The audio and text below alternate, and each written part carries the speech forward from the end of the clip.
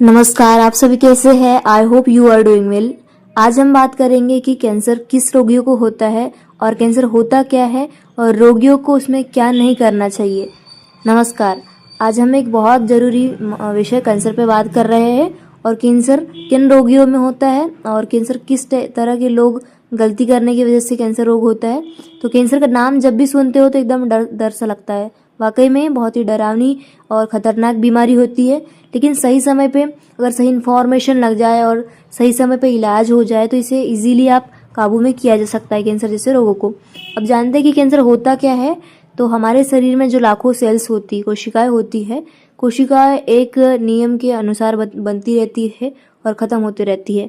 लेकिन ऐसा कब होता है जब कैंसर होता है आपको, तो आपके शरीर में लाखों कोशिकाएं जो होती है बिना कंट्रोलेशन के बन जाती है। लेकिन जब कंट्रोलेशन ही नहीं होता आपकी बॉडी में, अचानक बढ़ने लग जाती है सेल्स, तो उसे कैंसर ही कहते हैं। और ये बढ़ी हुई जो कोशिकाएं है, यानी कि ये जो मांसपेशियां है, शरीर के दूसरे हिस्से को नुकसान पहुंचाने लग जाती है। आपको समझ में आ गया कि कैंसर होता क्या है। साथ ही दूसरी चीज़ होती है कि कैंसर होने के मल्टीपल्स कारण हैं।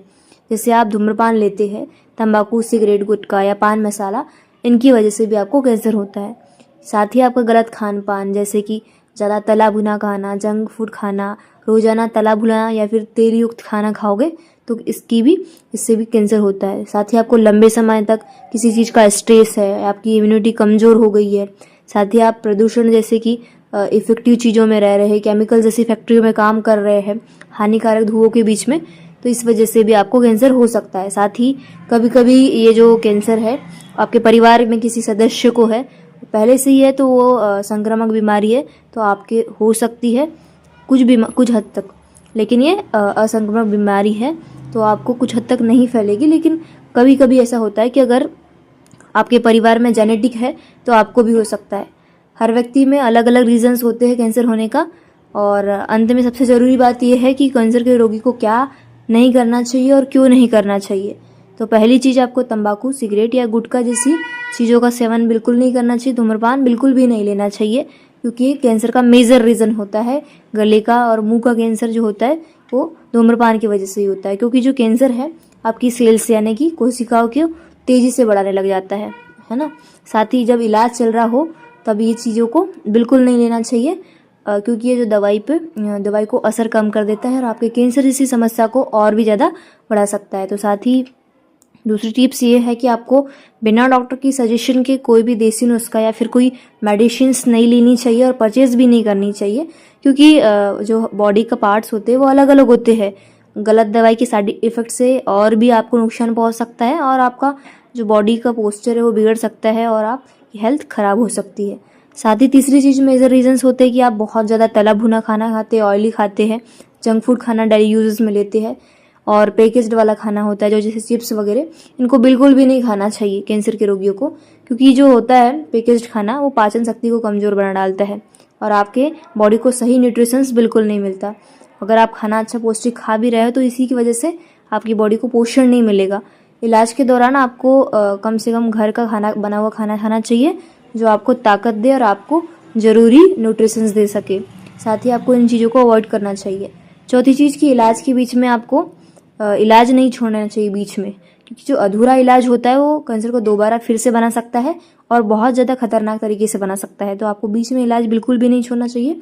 डॉक्टर की बताई हुई पूरी प्रोसेस को ज़रूरी तरीके से अपनाना चाहिए और पूरा इलाज प्रॉपर लेना चाहिए ताकि आपको दोबारा कैंसर ना हो सके। साथ ही आपको ज़्यादा स्ट्रेस नहीं लेना चाहिए और डरना भी बिल्कुल नहीं चाहिए, क्योंकि तनाव की वजह से ही आपकी इम्यूनिटी कमज़ोर हो जाती है और आपकी इम्यूनिटी कमज़ोर होने की वजह से मेजर रीजंस बहुत सारे लोगों की डेथ हो जाती है। तो आपको इस समय सकारात्मक सोचना है, पॉजिटिव सोचना है।